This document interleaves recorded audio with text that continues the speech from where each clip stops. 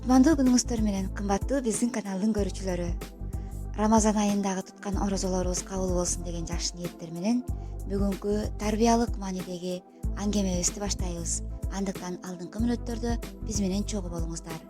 Ушактан сак болуңуз. Көп кесепеттери бар.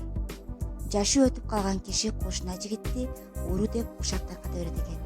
Анан ал жигитти шектүү катары кармашып, кайра бир нече күндөн кийин кылмыш кылбагандыгы аныкталып, үйүнө чыгып келет. Аябай ачуусу келген жигит кошунасын жалган жалаа жапкандыгы үчүн сотко берет. Сотто тиги киши бул эми жөн эле сөз да, мен жөн эле айтып койгом.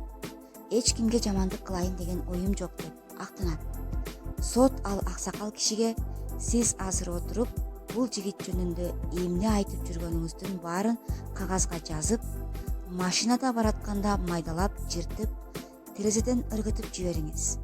Эртең кайра сотко келиңиз, анан чечим чыгарам дейт. Эртеси келгенде эми барып кечеки жыртып ыргыткан кагаздардын баарын бирден таап келиңиз дегенде тиги киши ыйлагыдай болуп, алардын баарын кайдан табам? Шамал учуруп кетпедиби дейт. Анда сот дал ошол кагаздын жыртылган бөлүктөрүндөй тарап кеткен ушак жалган жалаа да адамдын беделине доо кетирип, жашоосун кайра калууна келбей турган кылып бузуп коерун эстен чыгарбоо керек деген экен. Ушакчы урудан да жаман. Себеби ал адамдын кадыр баркын, ар намысын урдайт. Ошон үчүн ар дайым өз сөзүбүздүн кулу эмес, ээси болушубуз керек экен.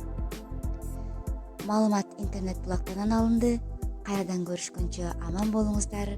Көңүл бурганыңыздарга чоң рахмат.